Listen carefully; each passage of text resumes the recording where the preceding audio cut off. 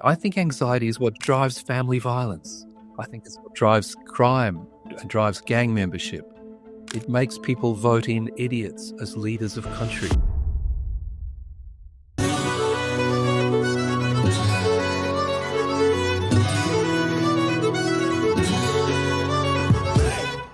Hey everyone, before we get into this week's podcast, we got a pretty cool announcement to make.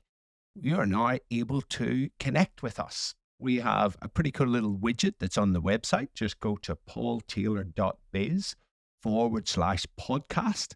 And near the top of the page, you'll see a little icon that says send a message to the Paul Taylor podcast. So what we can do with that, you just click on that and then you send us an audio message and we will get the audio message. Now, the first thing I want to do with using it is actually do an Ask Me Anything episode.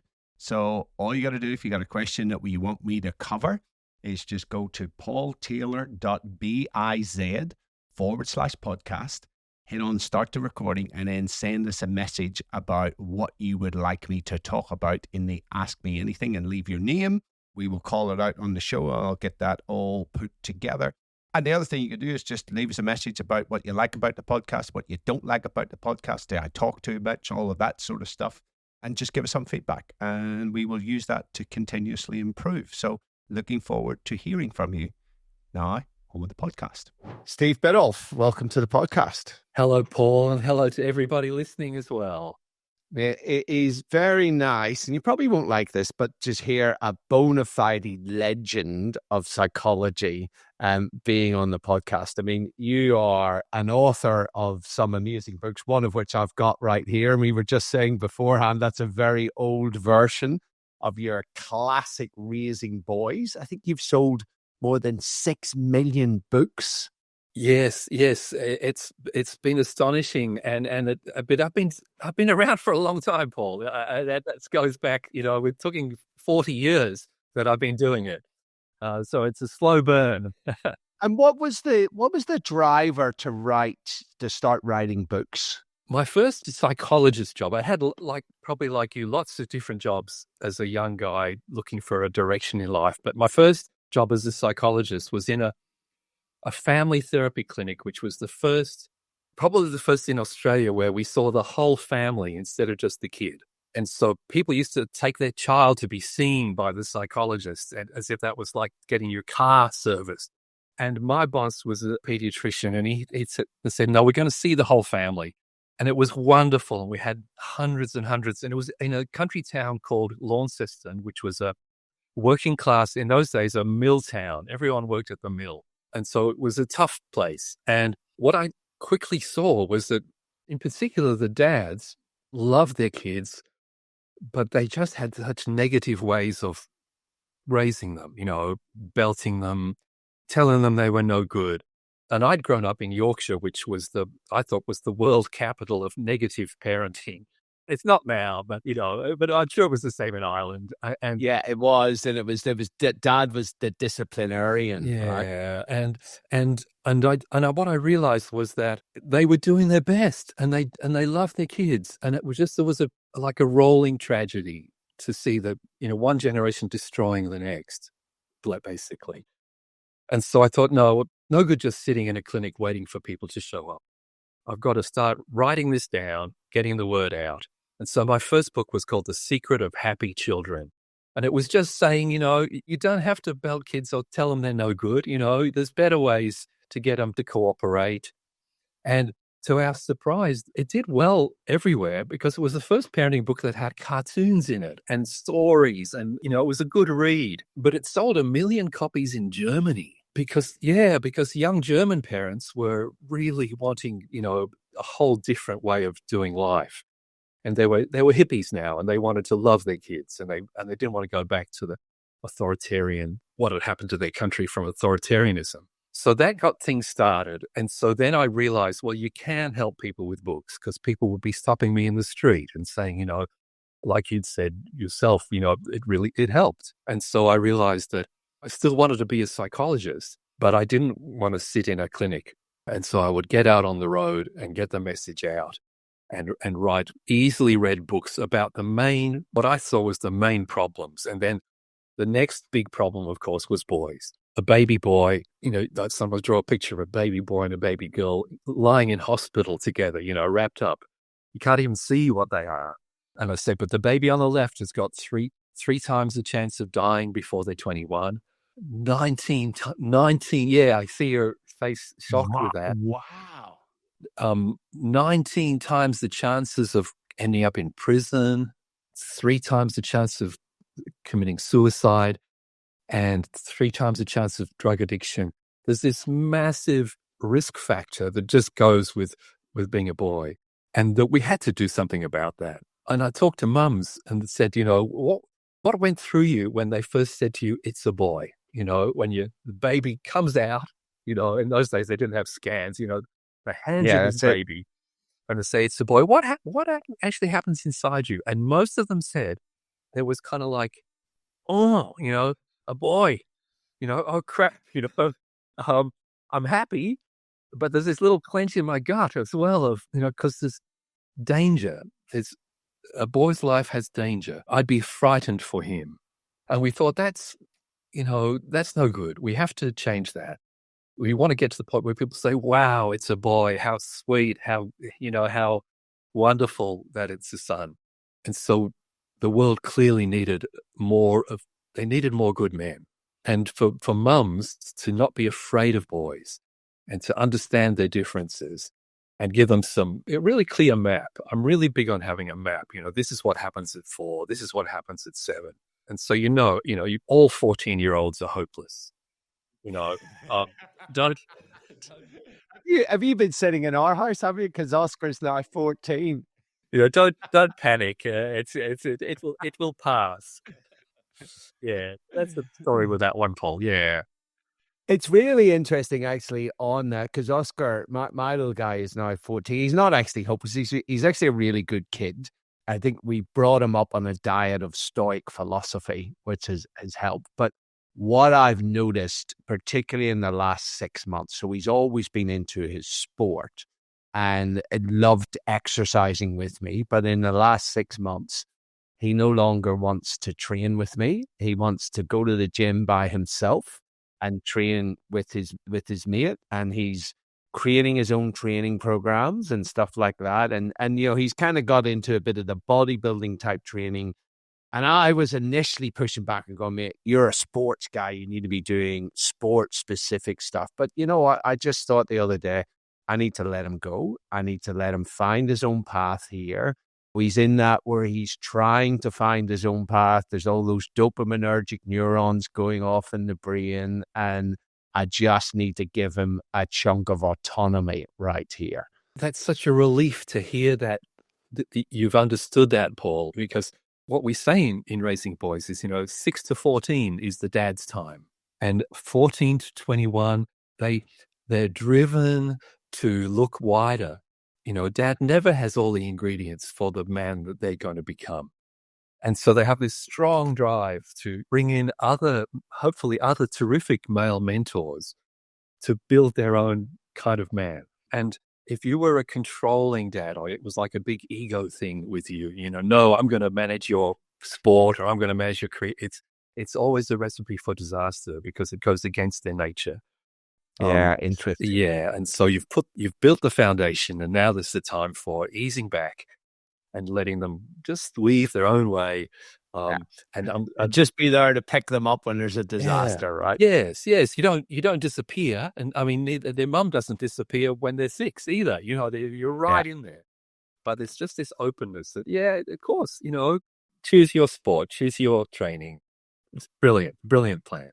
And how has your advice, because you've also written a book on raising girls, right, which is, again, being a great seller. Has your advice to parents or your approach been tweaked at all over the last, 10 years, particularly, when we see the alarming rates of mental health issues, particularly in teenage girls, with the rise of social media and this upwards comparison phenomena that they get? As I often say, we're meant to be brought up in villages, and even when me and you were young, we would go to school and we'd be comparing ourselves to a handful or 100 other teenagers of our age. At And most, you know, yeah. and you're trying to work out where you fit and all of that. But now people are comparing themselves to the best little airbrush snapshots of thousands of people. And often it's this upwards comparison, isn't it? They're seeing the people who are doing the best, but they're only seeing those little snapshots of it. And it really impacts on self-esteem, self-worth, all of that. What's your advice to parents around helping kids to navigate these challenging times that nobody's got a roadmap for, right? Yes, well, your starting point question was what's changed in my thinking? And because with raising girls, even at the start, we were saying, don't have computers in bedrooms, don't have social media accounts when you're 8. And so I think people are waking up to that now. But we're still seeing horrendous levels of anxiety. And so we're fixing a lot of the things around the sides, but nonetheless, anxiety, the new book, the Wild Creature Mind book, begins with a mum waking up in the middle of the night. She hears a sound in the house, stumbles down the hallway, suddenly realizes it's her daughter, and her daughter is on the floor of the bathroom, soaked in tears, shivering and sobbing. Her name's Ellie. She's 14 and she's just crushed with anxiety. And this is something that I've heard from hundreds and hundreds of, I think probably millions of parents around the world have experienced this, of having a child just disintegrate, literally can't face the day. And I got so concerned about this because Paul, I was ready to go fishing. I was ready to get in my kayak and grow my veggies. But, there are 6 million families who've used my books and their kids were falling apart. And so I couldn't walk away. I had to try and figure out, it took 3 or 4 years, what's the story? I now think that anxiety is the second biggest problem on the planet. Climate change, of course, is the biggest problem on the planet. But I think anxiety comes second. And it's not unconnected with that. But I was gonna say that. And also many more females have anxiety than males when you look at statistics. What's going on? Is that a red herring in the stats? Are they more willing to open up, or is there something different in the physiology? Let me shock you and your listeners, Paul. I think that anxiety is just as common in men and boys, but they show it in a different way. I think anxiety is it's what drives family violence, for example. I think it's what drives crime and drives gang membership. It makes people vote in idiots as leaders of country. And this is, we can laugh. This is 5 days before the election, right? Yeah. And so male anxiety shows up in different ways, right? That you've got it. Okay, interesting. So let's do a deep dive in just around the advice changing, because you've updated your books. Has there been anything significant that's changing other than really an emphasis on regulating phone use and social media use? I mean, I think this US Surgeon General came out and said, this is real. This is very real, and we need to do something about this. And you can't wait for randomized control trials. Like, everybody gets it. Yes. Well, yes, that one is sorted, I think. And you're right. The other thing, which I think is now needed, is that, and I'm actually going to put into the next edition of Raising Boys, is a completely new stuff.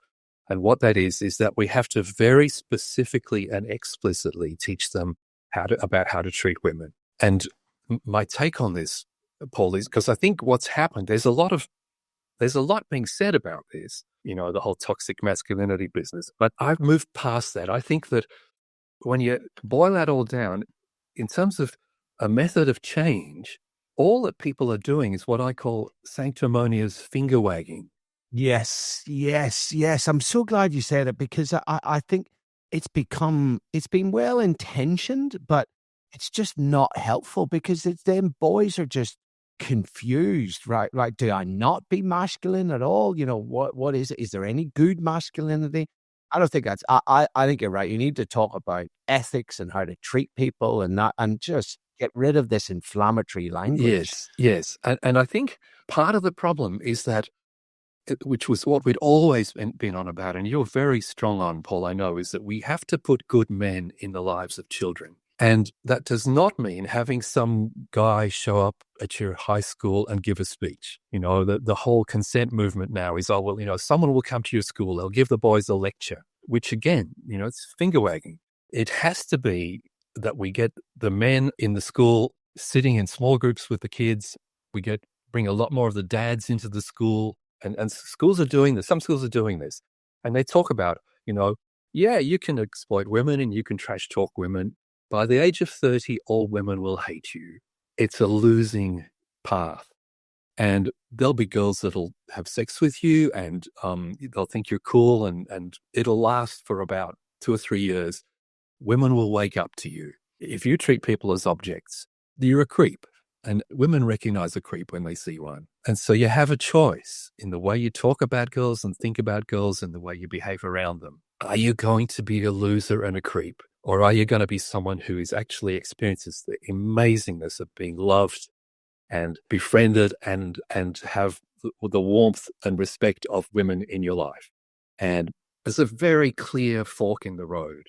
And I think if men who are got their lives together and are happily relating to women in their lives or happily relating to men, doesn't matter, just going through life successfully, then the young men will look at that and they'll see, okay, that's what strong, healthy masculinity looks like. It's not creepy guys on the internet flashing their jewelry. It's not the likes of Andrew Tate. Yeah, what's it called? Man-Drew hate. Right. Yeah. I mean, really what you're talking about is giving them a good education in good character. Yeah. And the mechanism of that is a lot to do with role modeling. Because it's a right brain thing.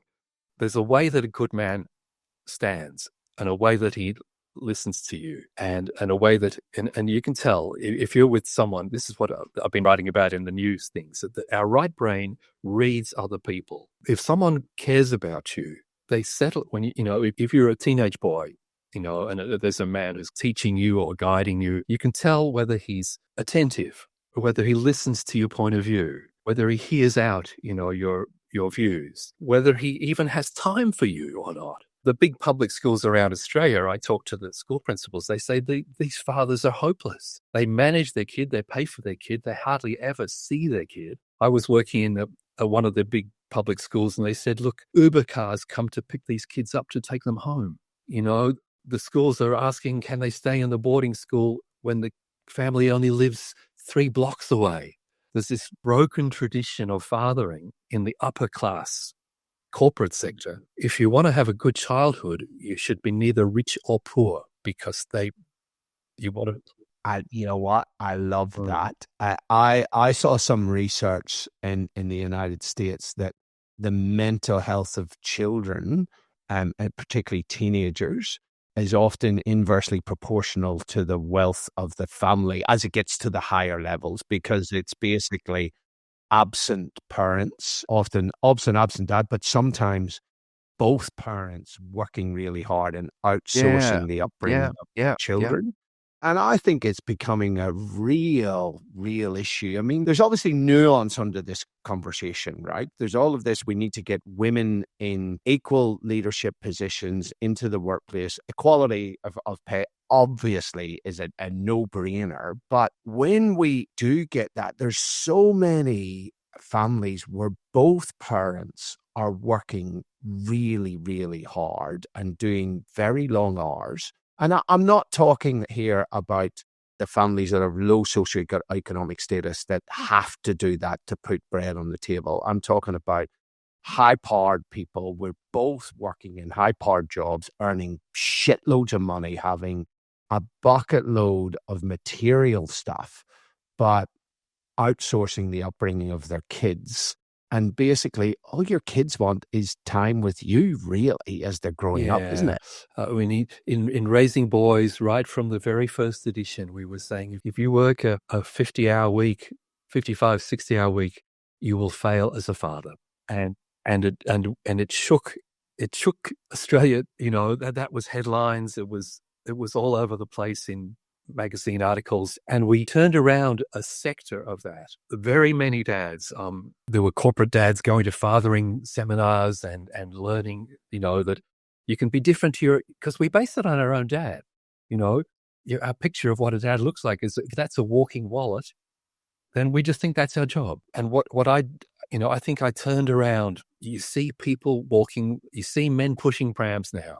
You see dads at the playground mucking around with their kids. It's not hard. I think part of it is just letting them know, look, all you got to do is hang about. Same with girls. If dad takes his daughter to Bunnings on a Saturday morning to get a hot glue gun, and they don't just race home, they stop, they have a hot chocolate, and they have an ice cream, then that girl gets the message. It's like unspoken. It's the unspoken stuff, Paul. It's like, dad hangs out with me, me and dad walk the dog 3 times a week together. It's like something in there, like dad seems to like my company. So males like my company, so if a boy comes along and he treats her with disrespect, which they will, then she just thinks this boy's an idiot. Yeah, gotcha. Yeah. Because the messaging she's getting, but if dad is absent, that's sending a different message, right? Yeah, that's right. It's really interesting just the way society seems to be going, particularly in the Western world, with, I think, a number of things play into it. I mean, I'm not religious at all. I'm a recovering Catholic, but the breakdown of the church, but more the community that was associated with it, the morals and ethics. And I know they don't own morals and ethics, but I think that is a part of it. I think this drive of materialism and keeping up with the Joneses and working ridiculous hours. And, in Australia, we've got the biggest houses in the world. And me and my wife, we've had many conversations about this. Like, we could do lots of other stuff in business, but we've said we're not going to do that because we want to have balance and we want to be around and we want to be involved in our kids' lives. And I think it's playing out quite well, but that it really is important that both parents are really engaged and involved in the kids' lives, isn't it? Yes, it is. But as I said before, I think anxiety is a big feature in this. We get frightened that we can't pay the bills, or frightened that if we don't go to a private school, there'll be too much sexual harassment. Yeah, they're going to miss out. Yeah. And so that's, as coming back around to what your question was, what I began to look at is, can we break the back of the anxiety epidemic? Because a parent who is anxious is not available to their kid. And so I began to look at the whole science of how anxiety happens, why we're prone to it, and how to disarm and not be anxious, even in the face of a horrendous world. So that in the Wild Creature Mind, what happens with Ellie is she's lucky. She gets a therapist who is very, very steady and who teaches her about her own brain. And as a result, her anxiety doesn't, this will shock people listening, Paul, is that it doesn't go away. What it does, it transforms. And basically what it transforms to is incandescent rage, because Ellie and her school friends are being sexually harassed by some bigger boys every day at the bus stop. They're holding up pornographic images on their phones and pushing them at their faces. They're commenting on their looks. And Ellie has assumed 2 things: that this is just how life is, and that there's no point worrying her parents with it because they've got enough worries already. And so she's sitting on this horrible experience. It's almost every day. Now, the therapist helps her to track her body signals. Her Wild Creature Mind is what we call this body signal method. And what she discovers is she's furious. She's just so furious. And towards the end of the book, she takes action. She talks to her friends talk to their parents talk to the principal. There's this whole chain of action that happens. And it's just a brilliant example that we're not about sedating people. Does that make sense, Paul? I'm going. Yeah, no, that absolutely does. I mean, anxiety, I've always thought, is trying to tell you something, right? And it's trying to tell you something about something that you care about. So let's dive into the book. Your newest book's called Wild Creature Mind. So in this, you talk about the 2 different hemispheres. Everybody will have heard of right brain, left brain. And you talk about the work of Dr. Ian McGilchrist. You talk about the vagus nerve, my favorite nerve in the body. So just give people a bit of an overview, a high-level overview about, where did this idea come from for you that we've got two minds? And then what are the right and left hemispheres tend to do generally? And then we can sort of dive into the repercussions around anxiety and mental health. Okay, now what Ian McGilchrist, just to let people know, was a leading psychiatrist in the UK. He was the medical director of the Maudsley Clinic and very much a heavy hitter in looking at brains and particularly patients with damaged brains. And when he left that job, he realized that there was something huge going on here. Now, in the 70s, there was stuff around about left and right brains. McGilchrist showed that was basically completely wrong, that the idea that your left is logical and your right is emotional. Yes, there was right, taught in many a management seminar, absolute rubbish. Because for one part, the left brain it has words, it's good stuff, but it is massively prone to bias. You throw it a slogan, like "Make America Great Again" or or "Get Brexit Done," and the left brain just goes, "Oh, okay," and on purpose. So it's very defensive, biased, and prone to getting caught. And in anxiety, of course, it just goes in loops round and round. Now, you and I are talking with our left brain. I'm putting words together. I'm shooting them across to you. Your left brain is shooting words back to me. It looks on the surface like a left brain conversation. Yeah, because the Broca's area is very just here beside your left ear, working, almost smoking with the work it's doing here. But in fact, what's really going on is that our right brain is like a supercomputer, wise, profound animal system, which is helping me to read the pacing of your voice, your breathing rate, the expressions on your face. It's doing that in real time without me making any particular conscious awareness of that. Can we trust each other? It's coordinating the whole dance of how an interview or a conversation goes on. It does all the complicated stuff. Can I trust this person? Am I safe? Am I talking too much? Am I listening enough? And so right brains are the part of us which is wise and understands complexity, deals with complexity. And life is complicated. And so, if you can't, you could never write a manual for how to dance, because dance is kind of a flow thing. You can't write a manual how to know when someone wants you to kiss them. You have to just be receptive and respectful And so, but the problem is the right brain doesn't have any words. And so if it doesn't trust somebody, you're about to sign a deal of buying a house or something, or, there's a boy come to take out your teenage daughter and he's saying all the right things, but if your right brain is picking up, I don't feel good here, it can't say that. What it does, it sends a signal down the middle of your body, down the vagus nerve, down that whole system into your organs.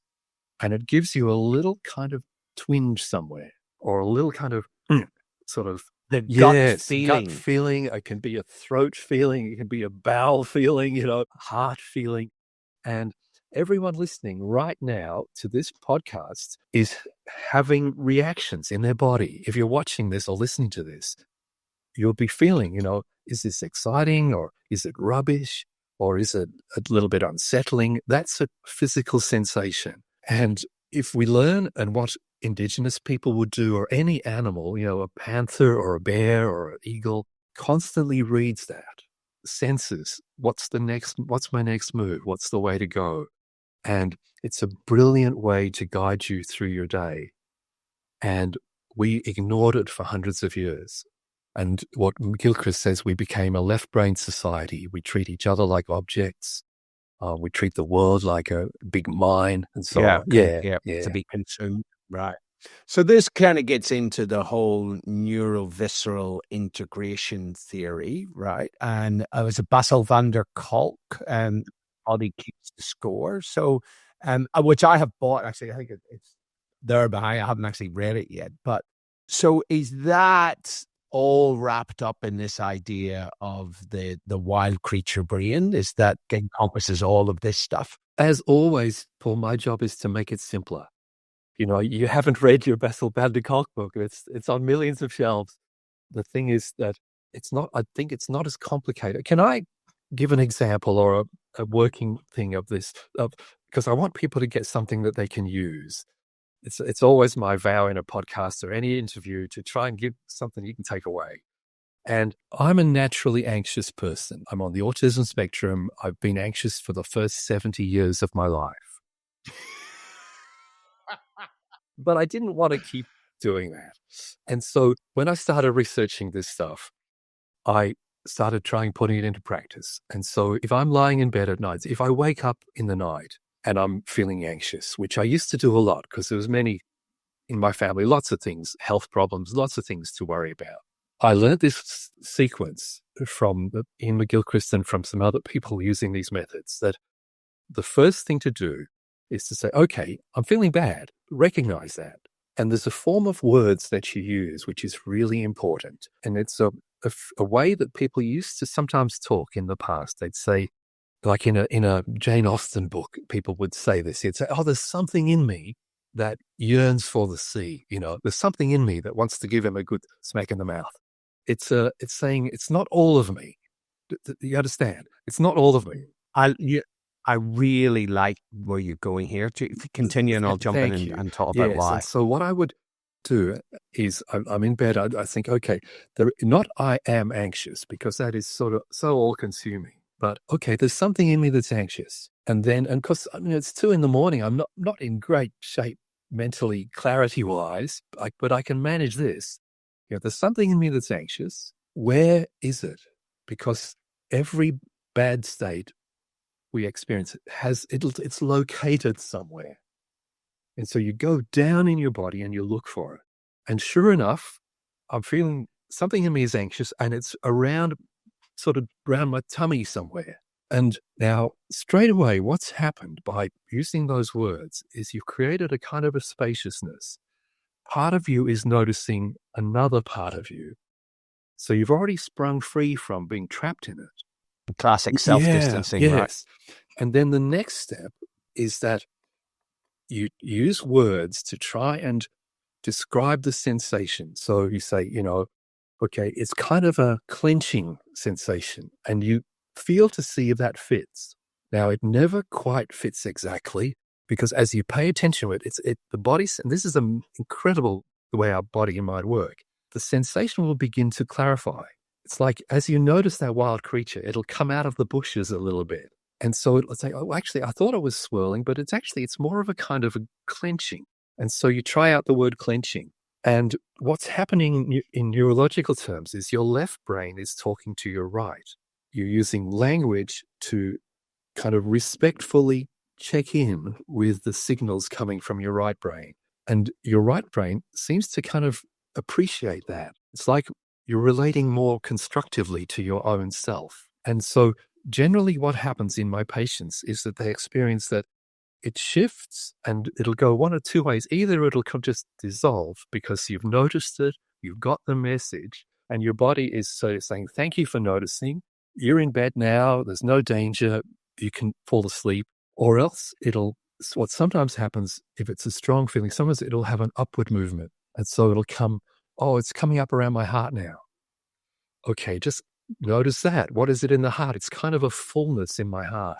What's happening now? Oh, it's coming into my throat. And I just suddenly feel tears pricking in my eyes. And there's a beautiful story in the book about an ambulance driver who has this happen in a therapy session, and years of trauma comes up and suddenly in his mind, a single word comes into his mind. It's Anita. And he just says, it's Anita. And the counselor says, who's Anita? And it was a little girl who died in his ambulance. And she'd been hit outside of school, and he'd put her in the ambulance, and they'd done the job just so well. They got there in 8 minutes. Chaos. And mum was there. The school kids were there. He told this little girl, well, don't worry, we'll take care of you.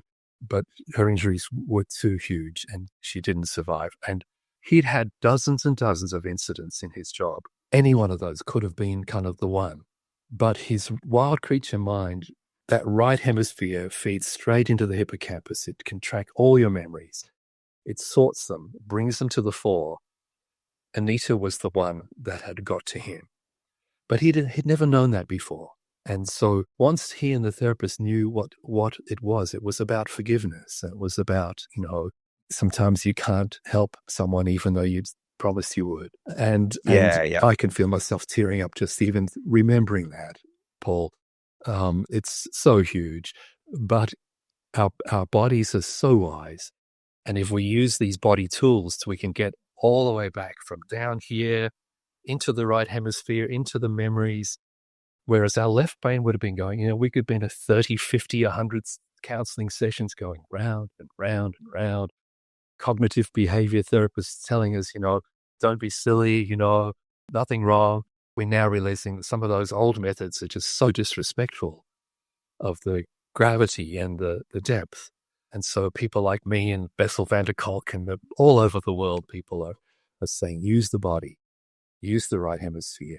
We can get people better 5 times faster if we just use their own built-in, what every animal has, you shudder or you shake or you cry or you just all of a sudden just let go and your body comes back together again and you're just not anxious anymore.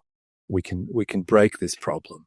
It's interesting. What I really like about that, number one, is that increased interoception, right? Which I think is pretty key in all of this. But the fact that you said that there's something in me, because what I hear so often these days is it's my anxiety or it's my depression. Like it's a part of them. It's a permanent part of them.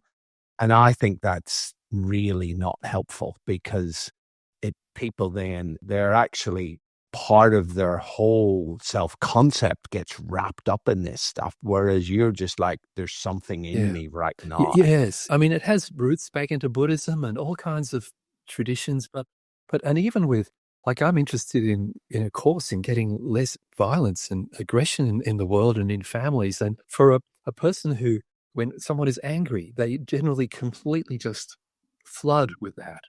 If you can say, there's something in me that's angry and go to it and focus on it, quite often it turns out it's a kind of in your tummy and it's fear instead. And there's a thing called alexithymia, which is a condition of not having any interoception.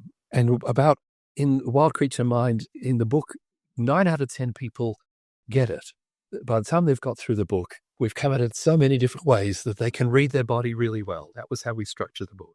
But 1 in 10 people have alexithymia, which is it's not something wrong with their nervous system. It's just they have absolutely no idea what you're talking about with anything below the neck. So you have to start with, how do you know you're hungry? And they'll say, because it's dinner time. You say, no, no clock, no watch. You're in a space station. How do you know you're hungry? And eventually say, well, actually, there is a bit something down in my tummy, where that some things that feel like hunger. There's some things that feel like thirst. How do you know when you've had too much to eat? Because I've worked with men who've said, the first they know they're angry was they've decked somebody. And there's that little awareness of themselves. Yeah. This alexithymia, is there any, I don't know whether there's been studies done, whether there's any history of trauma in people who've had that? Like, is it a reaction to shut down? I'm enjoying talking to you, Paul, because you've thought quite very deeply about some of these things. And absolutely, if all your body has ever given you is pain, then of course you'll shut it down. And if you talk to people who've survived torture and survived sexual assault and sexual abuse as children and so on, they have developed a very handy skill, which you have, disassociation. Yeah. Not even in their bodies. I remember working with someone who they would be, as a child, the way they were treated was so horrible, they could take themselves and put themselves in a hole in the plaster of their bedroom wall. And that was where they lived. They could locate their whole self in the hole in the wall and only come back out again when it was safe. And what happens, of course, is after a while, you just don't feel your body. And that's where we're saying, because Wild Creature Mind is not a self-help book. What we're saying, it's a help each other book, because sometimes you'd need someone who is so safe. Like, this is, as I'm looking at your face as I'm talking about this and your eyes, and you're very, very attentive. and you're very present. And so someone would feel with you like he's with me, and there's a steadiness there. And if you're with someone who's steady, if it was a woman client, they'd probably need a woman therapist to feel this is kind of a mothering sort of thing of this person is so steady that they can protect me and they can be with whatever crap and comes pouring out of me. They won't be rattled. And only when that's available is it possible to start to go slowly back into your body and feel safe to go there. And one of our worries was we talked to lots of kids who'd been to psychologists when we were writing Wild Creature and said, what are your chances of getting someone like that, like Ellie got in the story? And they were telling me maybe 1 in 10.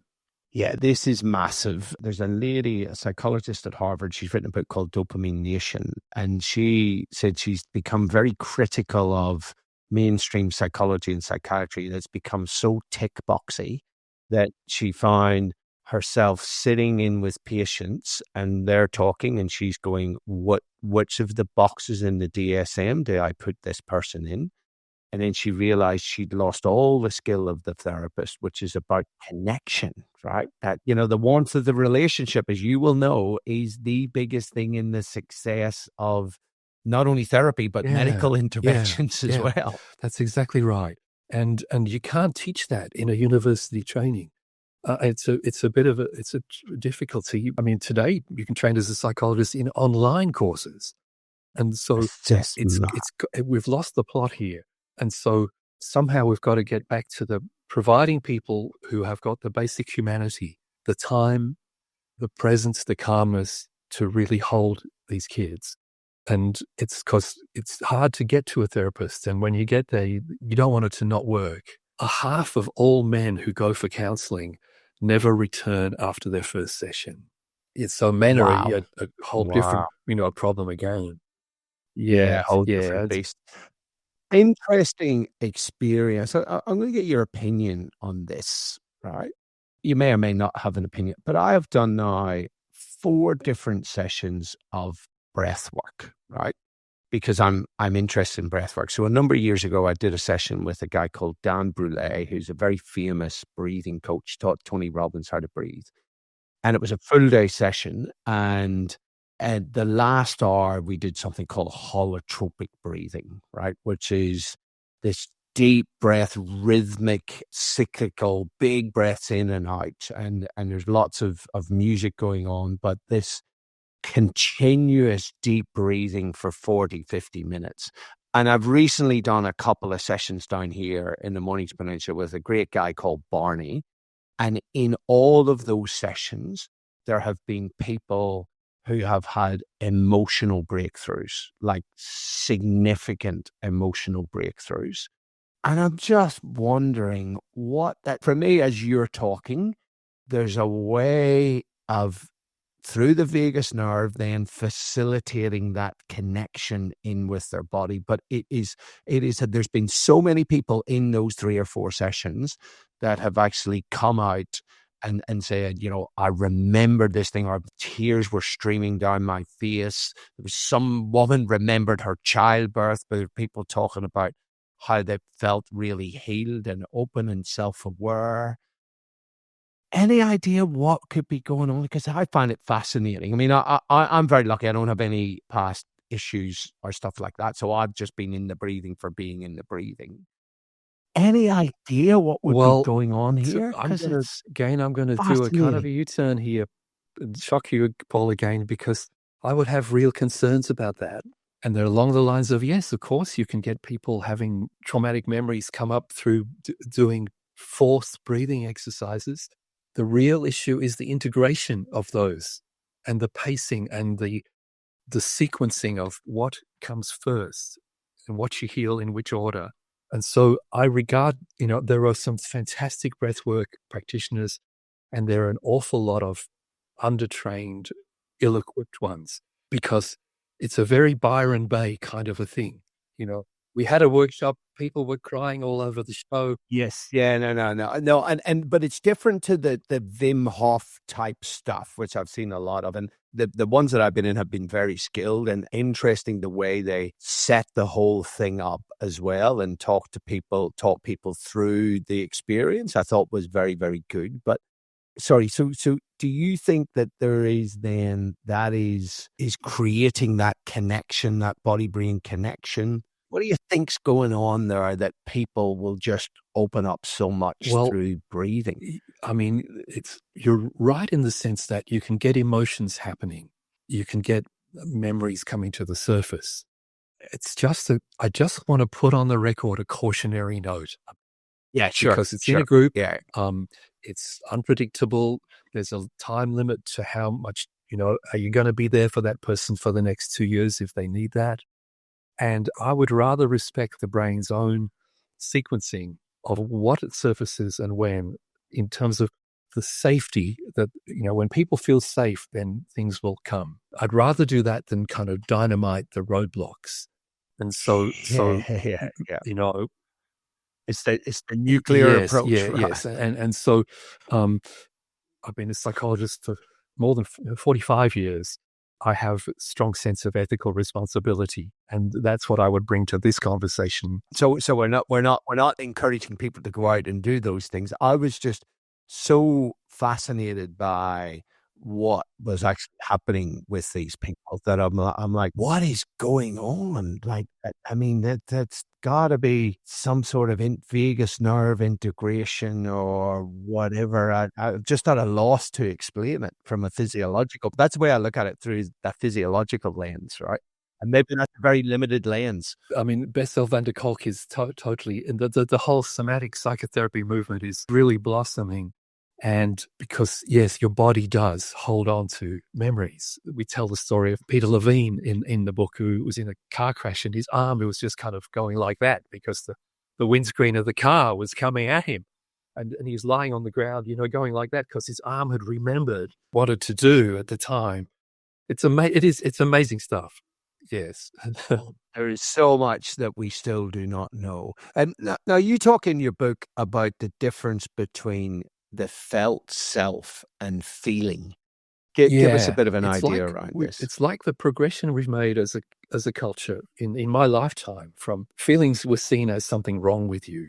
If a doctor cried, after, went on holiday after a year of uninterrupted being a surgeon and cried on his holidays, you'd think he was having a nervous breakdown. We would now say he just accumulated so much, he just really needed to let go, that it was good that he was crying. And we know now, we talk to our kids about their emotions. 2/3 of the time, that's all they need to tell us that they're sad and be sad, or tell us that they were angry with another kid at school. It helps to tune into your feelings. The new layer that we're adding in is when the feelings don't go away, when our anger goes around and around, or our fearfulness goes around and around, is to push down to the next layer, which is the felt sense. So if you're a parent listening to the podcast and you're talking to one of your kiddies and they're upset, and you're sitting with them and you're really settled in to really hear what's going on, say to them, I can see you're feeling bad. Where does it live? Where does this bad feeling live in your body? And they'll know. They'll tell you, it's in my tummy. It's like a black lump in my tummy. And you don't try and change that. You just steady them with it. You just say, okay, there's a black lump in your tummy. You can feel it really black there. What's it wanting to do? What's it doing now? Or what's it wanting to say to you? And just these gentle inquiries, and it'll always move. Our body, when we give it full attention, will always start moving, doing what it's trying to complete. And so the little boy in the book who's upset with his sister goes from feeling angry with her to realizing that he wishes she was little again so that they could play together. She's turning into a teenager and she doesn't want to play with him anymore. And so his real, it's just it's such one of those life griefs that just is, that she's growing up and she doesn't want to hold hands with him at the ice skating rink. And you can't fix that. It's just, it's just It Yeah, is. it is. But at least Yeah. now he knows. And it's a true story. And in the book, the boy said, "Anyhow, Mum, I got to get to school." And so off he goes. He's got there now, and he's okay with it. But that method, your question was, the method is go below the feelings to the felt sense, and it will often be very helpful. And you'll be in your felt sense too. You'll be sort of feeling, oh, I feel so sad when I hear this. And so your child will sense, there's a resonance between parent and child, that they're co-regulating each other. And it's a very magical and beautiful physiological, evidence-based thing that humans do. I'm almost in despair when I think about just how we are medicalizing feelings. We're medicalizing childbirth. We're medicalizing emotions. And this approach is very different. What's your thoughts on this? This seems to be movement in some branches of psychology where any bad feeling can be medicated and bad emotions can be medicated.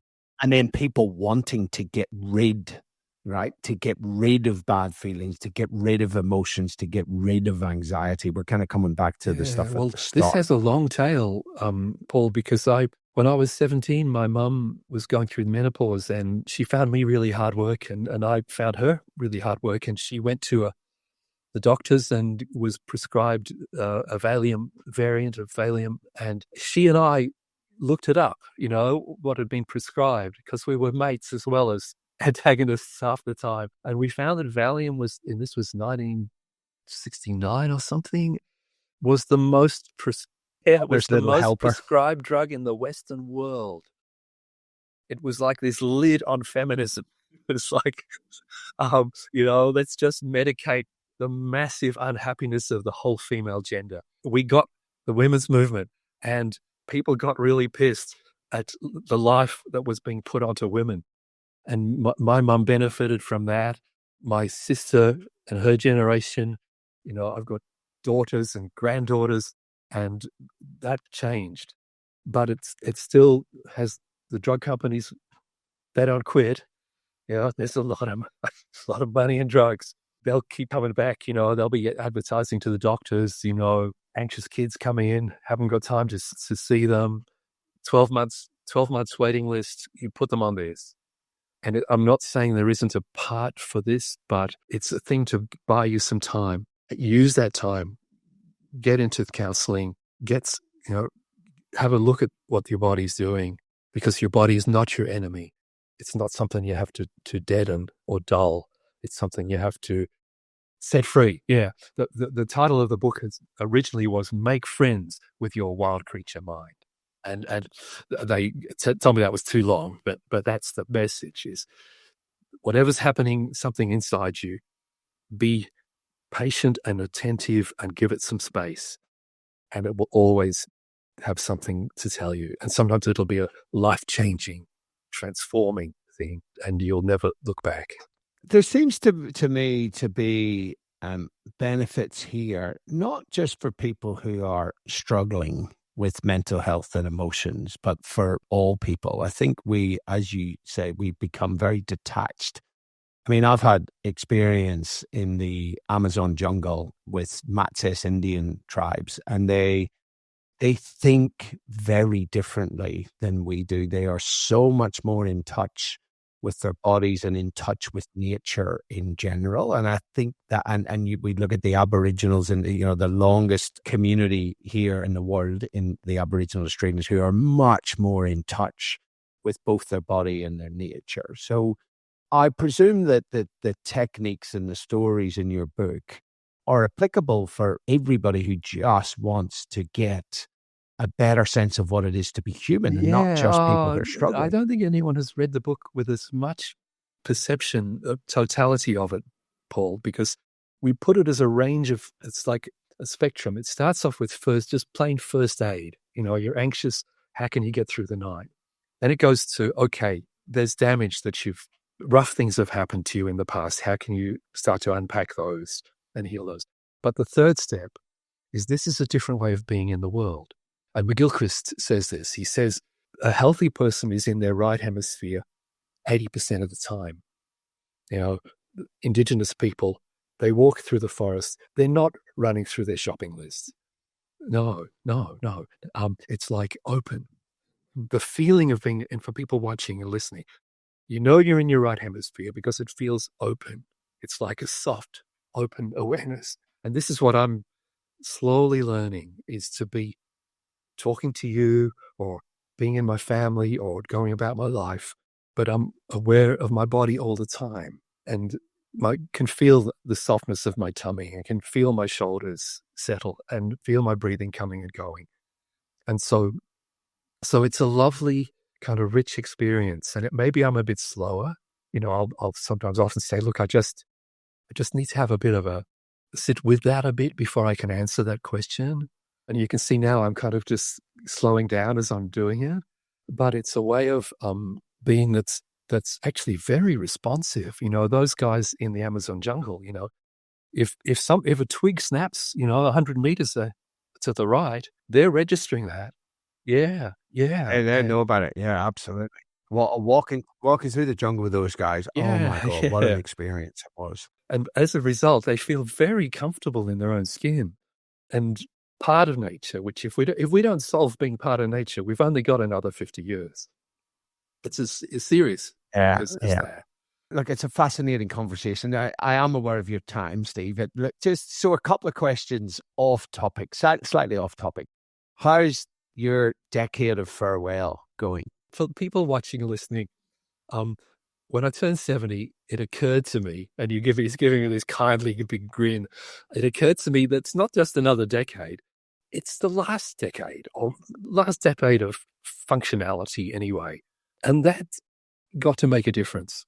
And I described in Wild Creature this experience I had on a silent retreat, a meditation retreat, of suddenly feeling an ache in my side of my heart as walking through the bush, and I'd just seen a gum leaf, and I just felt this ache in my heart, and I paid attention to it, and it was like this opening happened of, there's going to be a world without Steve Biddulph in it, and I was sort of seeing my own goneness, and then of course coming back, but it's not yet, you know, I'm not dead yet, but it made me very Monty Python line of not. Made me very, very intensely interested in.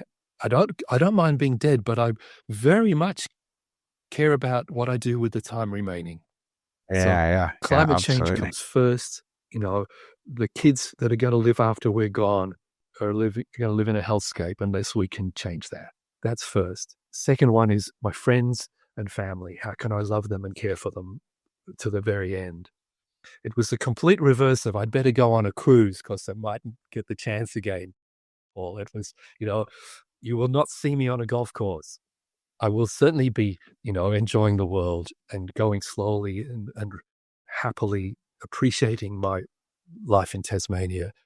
But my concern of an elder is to make things work for the next generation. And so how can I, and I don't even know the answer to that, Paul. I don't know, but I know that that's what I have to do.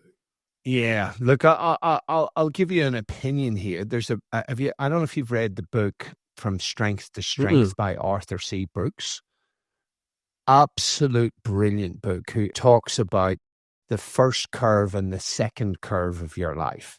And the second curve starts in the 50s, and a lot of people struggle with that move from the first curve to the second curve. And he really says, you know, and that's where midlife crisis happens, because all of a sudden you're not as important and all. But anyway, he said that his belief is that on the second curve of your life, your major role is to disseminate all the knowledge that you have acquired over the years to other people, to help them to actually get through their first curve really well.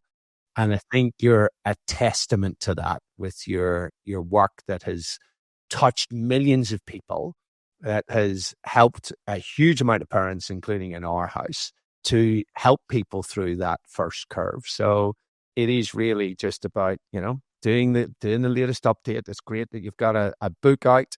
again when you're at your 70s and so I would just encourage you to continue to disseminate that knowledge, because we're all better. I'm just going to take that graciously, and that's, sweet of you to say so, and lovely to hear. And it felt like a shambolic life. There was a grace that came into it somehow, and I'm glad it's helped. If it's helped anyone, I'm really, really grateful. Thank you.